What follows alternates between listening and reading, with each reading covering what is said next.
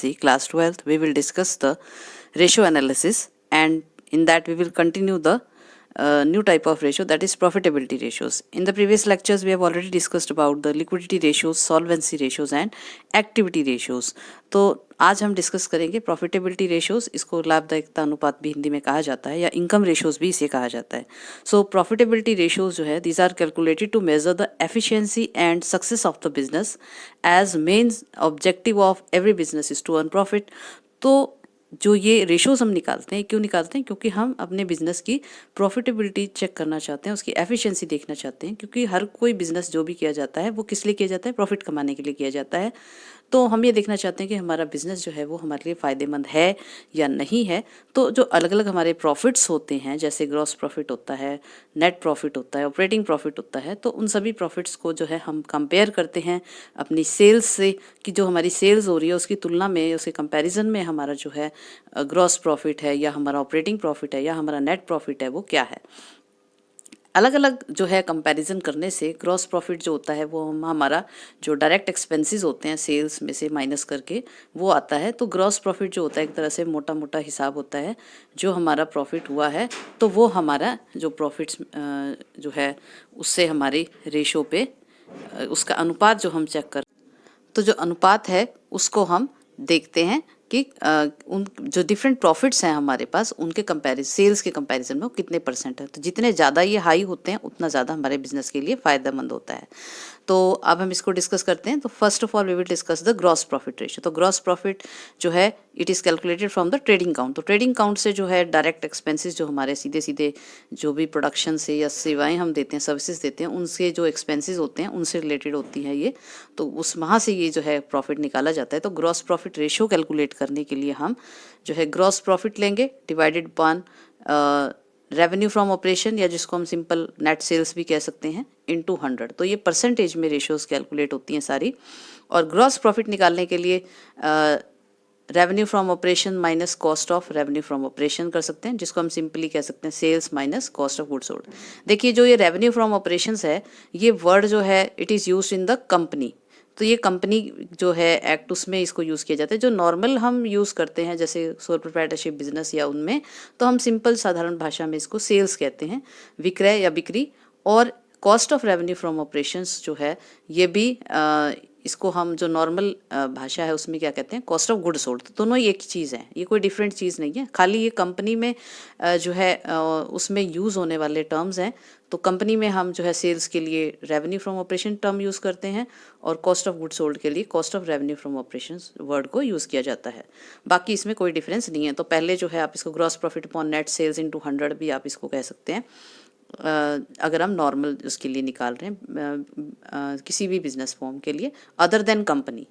उसके बाद this ratio measures the margin of profit available on revenue from operations. तो हम इसमें जो मार्जिन देखते हैं प्रॉफिट का कितना है, रेवेन्यू फ्रॉम ऑपरेशन में से कितना हमें ग्रॉस प्रॉफिट प्राप्त हो रहा है.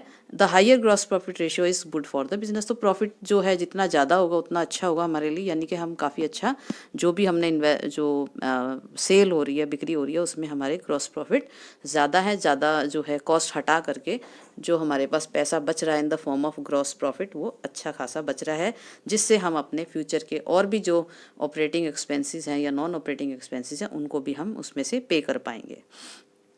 तो इसको हम एक एग्जांपल की हेल्प से समझते हैं कि ग्रॉस प्रॉफिट रेशियो कैसे कैलकुलेट की जाती है. So calculate the gross profit ratio from the following information. हमारे पास इन्फॉर्मेशन गिवन है. ग्रॉस प्रॉफिट दिया हुआ है 90,000 रुपीज़ का. Revenue from operation that is sales जो है हमारी है 3,20,000 रुपीज़ की. रेवेन्यू फ्रॉम ऑपरेशन रिटर्न्स यानी कि सेल्स रिटर्न जो है ये हमारा है 20,000 रुपीज़ का.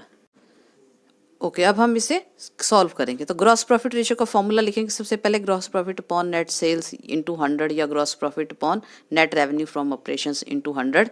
और net revenue from operation net sales निकालने के लिए क्या करना है, रेवेन्यू फ्रॉम ऑपरेशंस में से हम रेवेन्यू फ्रॉम ऑपरेशन रिटर्न्स यानी कि सेल्स में से सेल्स रिटर्न माइनस कर देंगे. तो 3,20,000 minus 20,000 we will get 3 lakh. तो ये नेट सेल आ गई हमारे पास.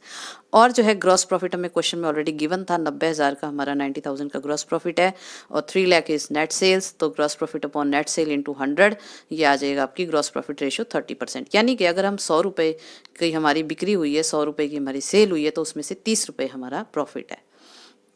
ग्रॉस प्रॉफिट है, तो ये रेशियो जितनी ज़्यादा होगी इसका मतलब हमारा मार्जिन जो है, प्रॉफिट मार्जिन उतना ही ज़्यादा है। तो ग्रॉस प्रॉफिट जो है इस पर हम कमेंट भी लिखते हैं, क्योंकि जब हम एनालाइज करते हैं किस चीज़ को तो हम उसमें अपना हमें कमेंट भी देना होता है कि भी हमें इससे क्या पता चला। तो gross profit ratio is that is 30% of the net sales. It means that it is a good जो है मार्जिन है, गुड उसका ग्रॉस प्रॉफिट है जो अच्छा है, ठीक है।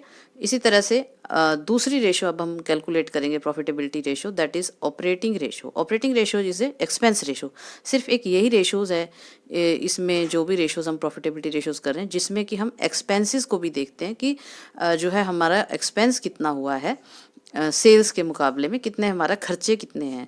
तो this ratio measures the extent of revenue from operation that is absorbed by the cost of revenue from operation. तो कॉस्ट के, क्योंकि जो एक्सपेंसेस हैं वो सारे कॉस्ट का पार्ट हैं, तो कितना हमारा खर्चा लगा है, लागत कितनी आई है उस चीज़ को बनाने में या सेवा को देने में, ये हम देखते हैं। And operating expenses including depreciation and amortisation expenses, तो जो कॉस्ट है उसमें हम जो सारी चीज़ें जो है शामिल करते हैं, और साथ साथ ऑपरेटिंग एक्सपेंसेस भी इसमें हैं, और जिसमें डेप्रिसिएशन और अमोर्टाइजेशन एक्सपेंसेस, डेप्रिसिएशन जो है क्या होता है, that is reduction in the value of fixed assets, ठीक है, ड्यू टू कंटिन्यूअस यूज। और अमोर्टाइजेशन जो होता है इंटेंजिबल एसेट्स का होता है, तो उनका अमोर्टाइजेशन जैसे गुडविल है उसका अमोर्टाइजेशन होता है, तो इनके अमोर्टाइजेशन एक्सपेंसेस भी इसमें हम शामिल करते हैं और देखते हैं कि हमारे जो एक्सपेंस रेशो है वो क्या। ओके, तो ऑपरेटिंग रेशियो का जो फॉर्मूला है that is cost of revenue from operation, यानी cost of good sold plus operating expenses minus operating income. तो ये हमारा कॉस्ट ऑफ जो है, क्योंकि हम यहाँ पे एक्सपेंसेस काउंट कर रहे हैं, और revenue from operation that is sales into 100 इसका फॉर्मूला है। और cost of revenue from operation जो है वो यहाँ पर क्या है, ऑपरेटिंग ओपनिंग इन्वेंट्री यानी opening stock plus purchases plus direct expenses minus closing stock या क्लोजिंग इन्वेंट्री, ये इसका कॉस्ट ऑफ गुड सोल्ड का सिंपल जो फॉर्मूला होता है ये यहाँ पर है। तो हमें जो इसको एग्जांपल की हेल्प से समझते हैं कि हम ऑपरेटिंग रेशियो कैसे निकालते हैं। Calculate operating ratio from the following information. Revenue from operation that is sales जो है हमारे पास 2 लाख रुपीज़ की है। Cost of revenue from operation that is cost of good sold हमारे पास 1,20,000 का है। एडमिनिस्ट्रेटिव एक्सपेंसेस हमारे जो हैं वो 20,000 के हैं। सेलिंग एक्सपेंसेस जो हैं हमारे 15,000 के हैं। लॉस बाय फायर जो है हमारे 10,000 हैं। तो अब जो है यहाँ पर हमें क्या निकालना है, ऑपरेटिंग रेशियो निकालनी है। तो ऑपरेटिंग रेशियो का हम जो है फॉर्मूला यहाँ पर लिख लेते हैं, cost of revenue from operation plus administrative expenses यहाँ पर, और सेलिंग एक्सपेंसेस। ऑपरेटिंग इनकम हमारे पास कोई है नहीं, तो यहाँ पर ये हम लेंगे cost of revenue from operation के लिए, और एडमिनिस्ट्रेटिव एक्सपेंसेस ये ऑपरेटिंग एक्सपेंस होता है। Selling expenses also operating expense. और लॉस बाय फायर जो होता है ये हमारा नॉन ऑपरेटिंग एक्सपेंस है एक तरीके से, इसको हम नहीं ले रहे हैं यहाँ पर, इसको शामिल नहीं करना। Then divided by revenue from operation. Revenue from operation हमारा है 2 लाख रुपीज़ का, 2 लाख की हमारी रेवेन्यू फ्रॉम ऑपरेशन है। तो जब हम इन सभी को टोटल करेंगे तो हमारा 1,55,000 आ जाएगा ऊपर, और जो है जो रेवेन्यू फ्रॉम ऑपरेशन है 2 लाख आ जाएगा इंटू 100, तो ऑपरेटिंग रेशियो हमारी 77.5% आ जाएगी। तो इसको अगर हम सिंपल भाषा में कहें तो कि ये जो अगर हमारी 100 रुपये जो है हमारी सेल्स है, तो 77 रुपीज़ 50 पैसे हमारा एक्सपेंस है, यानी कि ऑपरेटिंग एक्सपेंसेस हमारे हुए हैं। तो बिज़नेस को जो चलाने के लिए जो भी या उसको खर्चा हमारा जो हुआ है, तो ये ऑपरेटिंग एक्सपेंस रेशो है। और ये रेशो जितनी लो होती है उतना अच्छा होता है, क्योंकि यानी कि खर्चे जो हैं हमारे कम होने चाहिए, तभी हमारे लिए ज़्यादा प्रॉफिट बचेगा, प्रॉफिट मार्जिन ज़्यादा रहेगा। तो ये रेशो को जितनी लो होती है उतनी ये रेशो अच्छी मानी जाती है। ओके, ऑपरेटिंग रेशो के बाद अब हम नेक्स्ट रेशो बनाए कैलकुलेट करेंगे, that is operating profit ratio. ये प्रॉफिट की रेशो है, पिछली वाली एक्सपेंस रेशो थी। ऑपरेटिंग एक्सपेंसेस जो हमारे बिजनेस को जो चलाने के लिए मेन एक्सपेंसेस होते हैं उनकी बात कर रहे थे हम। जो ये ऑपरेटिंग एक्सपेंस होते हैं ट्रेडिंग काउंट और प्रॉफिट और लॉस काउंट में होते हैं, और जो नॉन ऑपरेटिंग एक्सपेंस और नॉन ऑपरेटिंग इनकम है उसमें हम इसको छोड़ देते हैं। अब हम ऑपरेटिंग प्रॉफिट रेशियो को डिस्कस करेंगे कि वो क्यों कैलकुलेट की जाती है। This ratio shows the relationship between the operating profit and net revenue from operation. तो ये रेशियो क्या शो करती है, जो हमारी सेल्स हैं और जो हमारी ऑपरेटिंग प्रॉफिट है दोनों का संबंध कितना है, यानी कि हमारा जो ऑपरेटिंग प्रॉफिट है वो सेल्स का कितना प्रतिशत है। तो ये भी जो ये क्योंकि ये प्रॉफिट रेशियो है तो ये भी जितनी ज़्यादा होगी उतना अच्छा माना जाएगा कि हमारे जो है प्रॉफिट मार्जिन अच्छे खासे हैं। ऑपरेटिंग प्रॉफिट्स के भी। It helps to analyse the performance of the business and throws light on the operational efficiency of the business. तो जो ट्रेडिंग काउंट है उससे तो हमें ग्रॉस प्रॉफिट मिलता है, और ग्रॉस प्रॉफिट से हम सीधे सीधे जो खर्चे हमारे उस प्रोडक्शन में होते हैं गुड्स को बनाने के लिए या सेवाएं देने के लिए, उससे हमें पता चलता है कि ग्रॉस प्रॉफिट हमारा कितना है। तो कई बार ऐसा हो सकता है कि हमारे जो डायरेक्ट एक्सपेंसेस हैं वो कम है, लेकिन जो नॉन ऑपरेटिंग जो ऑपरेटिंग एक्सपेंसेस हैं, जो रोज़मर्रा के खर्चे हैं बिजनेस को चलाने के लिए, सेलिंग एंड डिस्ट्रीब्यूशन एक्सपेंसेस हैं या एडमिनिस्ट्रेटिव एक्सपेंसेस हैं या एडवर्टीजमेंट एक्सपेंसेस हैं या इस तरह के तमाम जो खर्चे होते हैं, हो सकता है वो ज़्यादा हों, उसकी वजह से हमारा प्रॉफिट कम हो जाए। तो वहाँ पर हम कंट्रोल कर सकते हैं इन चीज़ों को। तो इसलिए जो है हमें देखना ज़रूरी है कि हमारे जो सेल्स है उसके मुकाबले हमारी जो प्रॉफिट ऑपरेटिंग प्रॉफिट जो है वो कितना है, कितना प्रतिशत है। तो ऑपरेटिंग प्रॉफिट रेशियो का फॉर्मूला जो होता है that is operating profit upon net sales या net revenue from operation into 100। और ऑपरेटिंग प्रॉफिट जो होता है वो हम कैसे कैलकुलेट कर सकते हैं? अगर आप ट्रेडिंग काउंट से हमें ग्रॉस प्रॉफिट होता है, उसमें हम अदर ऑपरेटिंग एक्सपेंसेस जो है इसमें माइनस करेंगे और अदर ऑपरेटिंग इनकम को जोड़ेंगे। और यहाँ पर ऑपरेटिंग प्रॉफिट रेशो को हम ऐसे भी कैलकुलेट कर सकते हैं, जैसे हमने पिछले क्वेश्चन में ऑपरेटिंग रेशो निकाली थी, एक्सपेंस रेशो, उसको हम 100 में से अगर हम ऑपरेटिंग रेशो माइनस कर दें तो हमारे पास जो है सीधा सीधा भी हम जो है ऑपरेटिंग प्रॉफिट रेशो कैलकुलेट कर सकते हैं। तो दोनों ही तरीके, जैसे भी क्वेश्चन में हमारे पास इन्फॉर्मेशन होगी उसके हिसाब से हम जो है इसका फॉर्मूला यूज़ कर सकते हैं। और calculate the gross profit ratio from the following information, हम एग्जांपल से हम इसको जो है समझते हैं किस तरह से हमें कैलकुलेशन करनी है। परचेजेस हमारे पास 1,83,000 की है, डायरेक्ट एक्सपेंसेस 41,000 के हैं, ओपनिंग इन्वेंट्री यानी ओपनिंग स्टॉक 36,000 का है, क्लोजिंग इन्वेंट्री 44,000 का है, ऑपरेटिंग एक्सपेंसेस जो हैं हमारे 15,000 रुपीज़ के हैं, और revenue from operation that is sales जो है वो हमारे पास 3 लाख रुपीज़ की है। तो ये डाटा हमारे पास गिवन है और इसकी हेल्प से हम जो है ऑपरेटिंग प्रॉफिट रेशो निकालेंगे यहाँ पर। तो ऑपरेटिंग रेशो जो है हम इसमें कैलकुलेट करेंगे with the help of given information. Now operating profit ratio का फॉर्मूला जो है operating profit upon net sales या net revenue from operation into 100, और revenue from cost of revenue from operation या कॉस्ट ऑफ गुड सोल्ड का formula क्या है? Opening stock या opening inventory plus purchases plus direct expenses minus closing inventory या closing stock. और opening inventory है 36,000 की, परचेजेस है 1,83,000 के, और डायरेक्ट एक्सपेंसेस हैं हमारे पास 41,000 के, जिसमें से क्लोजिंग स्टॉक माइनस होगा 44,000 का, और हमारे पास cost of revenue from operation आ गया है 2,16,000 का। उसके बाद हम निकाल रहे हैं ग्रॉस प्रॉफिट। ग्रॉस प्रॉफिट हमने कैसे निकालना है? नेट रेवेन्यू फ्रॉम ऑपरेशन या net sales minus cost of good sold या cost of revenue from operation. Net sales हमें दी हुई है 3 लाख की, और cost of revenue from operation हमने यहाँ पर अभी कैलकुलेट किया है 2,16,000 का।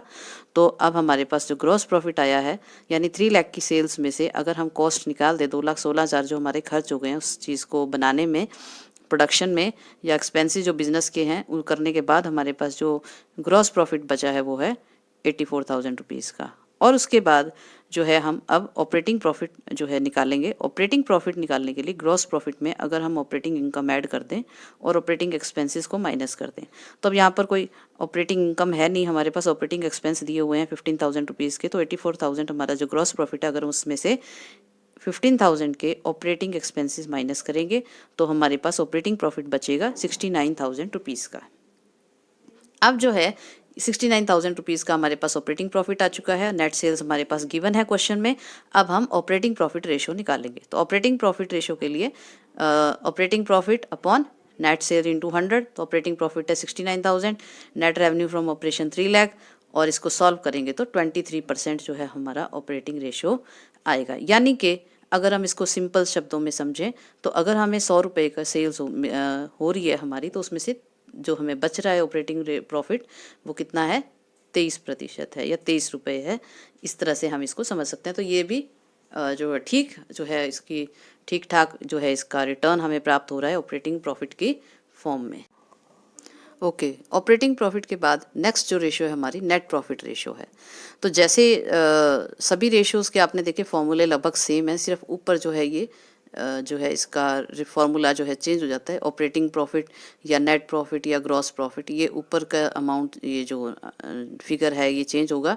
सिर्फ बाकी नीचे जो है नेट सेल्स इंटू 100 ये सेम ही रहेगा। तो नेट प्रॉफिट रेशियो का भी फॉर्मूला सेम है, इसलिए याद करने में कोई ज़्यादा दिक्कत नहीं आएगी फॉर रेशियो के फार्मूलाज को।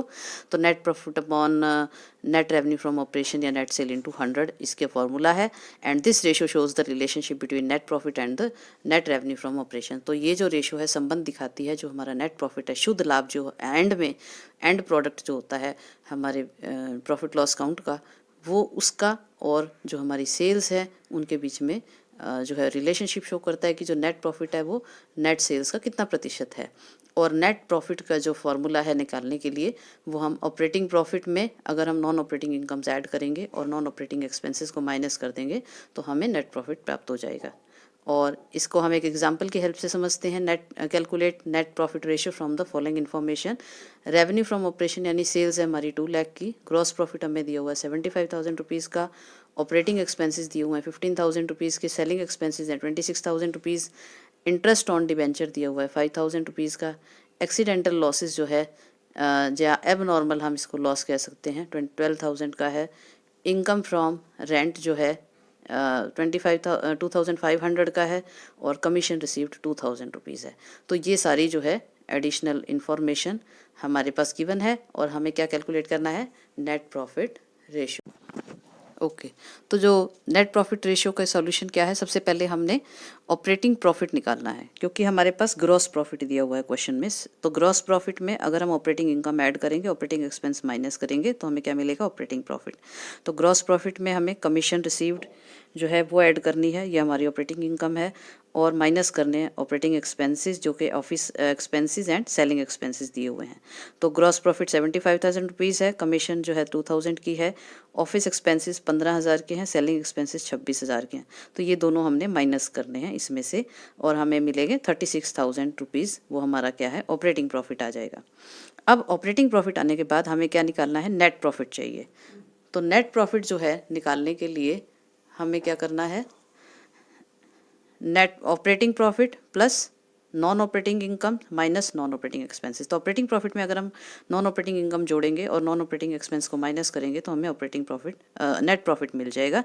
तो ऑपरेटिंग प्रॉफिट जो है हमारे पास था ऊपर जो हमने कैलकुलेट किया था 36,000 रुपीज़, और नॉन ऑपरेटिंग इनकम है हमारी रेंट रिसीव्ड 2,500 की, और एक्सीडेंटल जो लॉसेज हैं हमारी एबनॉर्मल लॉस है, नॉन ऑपरेटिंग जो लॉस है या एक्सपेंस है 12,000 का, और इंटरेस्ट ऑन डिबेंचर्स जो है ये भी नॉन ऑपरेटिंग एक्सपेंस है 5,000 का। ये दोनों हम माइनस करेंगे तो 12,000 और 15,000 5,000 17,000 ये माइनस हो जाएगा।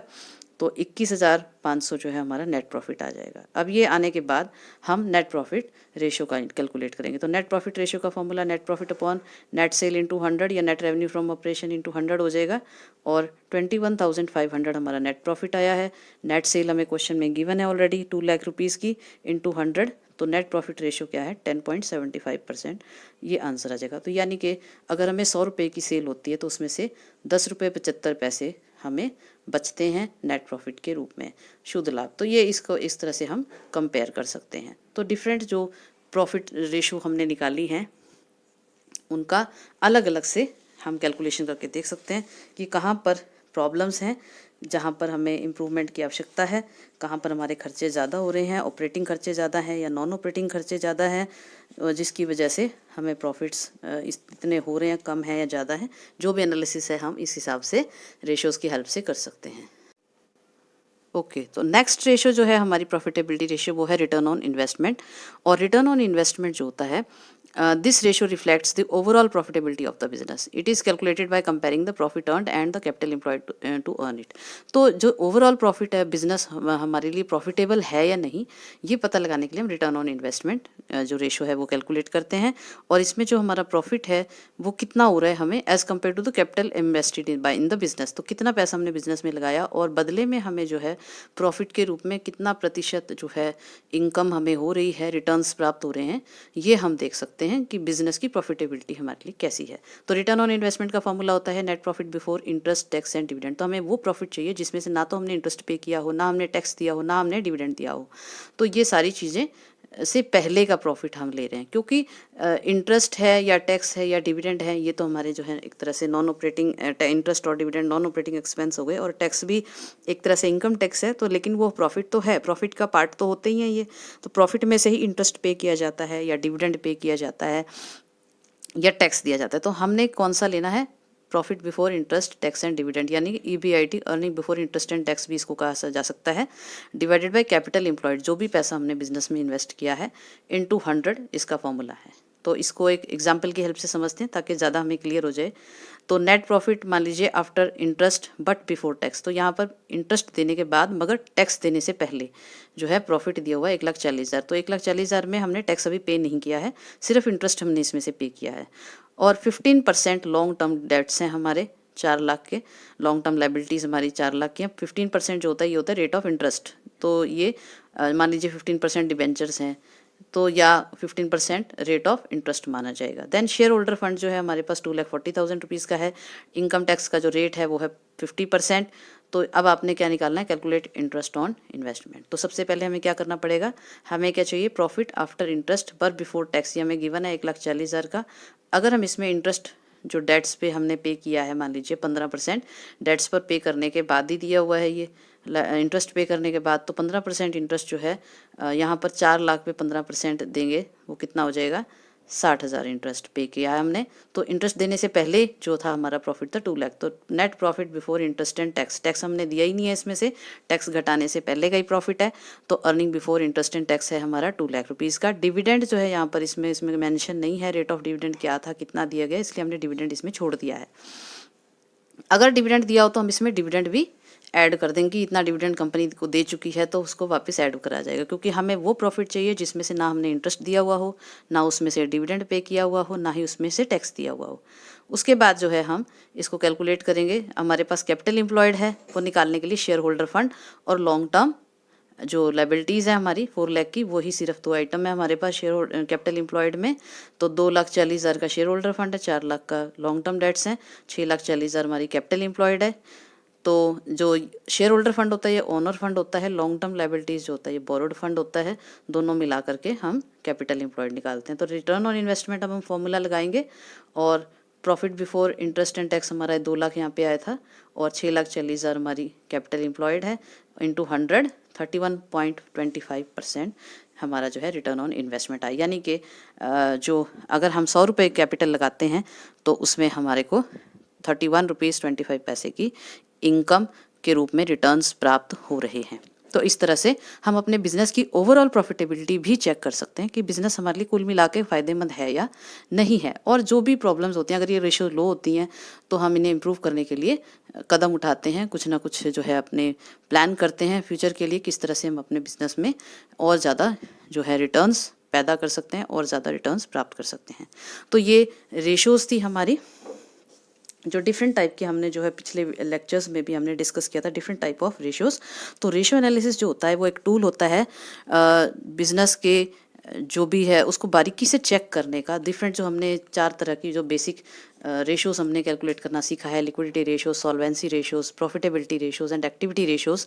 तो अलग अलग तरीके से हम जो है बैलेंस जो फाइनेंशियल स्टेटमेंट्स होती हैं, चाहे वो बैलेंस शीट है, ट्रेडिंग अकाउंट है, प्रॉफिट और लॉस है, इन सभी को हम बारीकी से छानबीन कर सकते हैं और देख सकते हैं कि वाकई में हमारे लिए बिजनेस फ़ायदेमंद है या नहीं, या किस तरह से एक्टिविटीज़ हो रही हैं, कहाँ पर इम्प्रूवमेंट की आवश्यकता है, जो कि हम एक नॉर्मल बैलेंस शीट को देख करके या फाइनेंशियल स्टेटमेंट्स को देख करके पता नहीं लगा सकते। तो फाइनेंशियल स्टेटमेंट एनालिसिस जो है उसमें रेशियो एनालिसिस जो है एक बहुत ही बेहतरीन टूल है, जिससे हम अपने जो बिज़नेस की जो बारीकी से उसकी जो है एनालाइज कर सकते हैं, उसे उनकी प्रॉब्लम्स को फाइंड आउट कर सकते हैं, कहाँ पर इम्प्रूवमेंट की आवश्यकता है वो भी देख सकते हैं। तो आशा है आपको ये जो लेक्चर है समझ में आया होगा और पिछले जो वीडियोज़ हैं रेशियो एनालिसिस से रिलेटेड वो भी समझ में आए होंगे, किस तरह से हम एनालाइज कर सकते हैं एक अपने स्टेटमेंट्स को, ये भी आपने अच्छे से सीख लिया होगा। तो हमारे इस वीडियो को लाइक कीजिए, शेयर कीजिए and don't forget to subscribe this channel. Thank you.